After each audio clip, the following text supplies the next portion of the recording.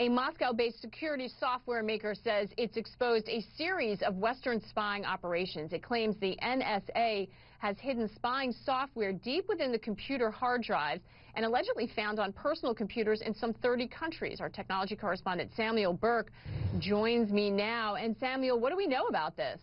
Maggie, it is truly breathtaking, not just the scope of the capability of this malware, this spyware, but also the wide array of countries that were targeted by this. In some ways, many cybersecurity experts had already suspected this, Maggie, because of the leaks from Edward Snowden and those NSA documents. But what they're putting forth here, this cybersecurity firm, is actual proof of how and where this was carried out. Important to note that they found code names, and those code names in this malware match a lot of these documents that Edward Snowden put forth in so many countries, from Turkey, India, China, Germany, Belgium. But most important to note that the vast majority of victims were in these three countries: Iran, Pakistan, and Russia. Also very interesting, Maggie, it looked like this malware targeted all walks of life in these countries, telecoms companies, government, military, diplomatic entities, except in the United States and the United Kingdom. In those two countries, exclusively, the people exclusively targeted, according to this group,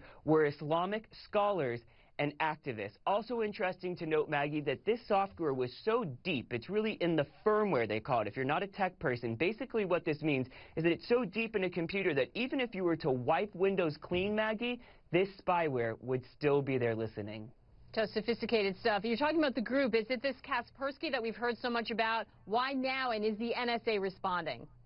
Well, Kaspersky is a well-known group. Just yesterday, we were reporting on a hack that they uncovered, maybe $1 billion stolen from banks. They're doing a conference right now, an annual conference in Mexico, where they revealed these details. And the NSA is aware of this story, of this report from this lab, but they say they're not commenting. But it's important to note that whenever these type of stories leak, they always signal, the NSA, that they're working within a presidential directive policy that Barack Obama put forth in January of last year, and say they're working to thwart the threats from groups like Al-Qaeda, ISIS, and the proliferation of weapons of mass destruction. And also worth noting, Maggie, many cybersecurity experts say countries with similar technology and capability, like Iran, Russia, China, and India, they say, are also using similar type tools to listen in on other countries and their own people.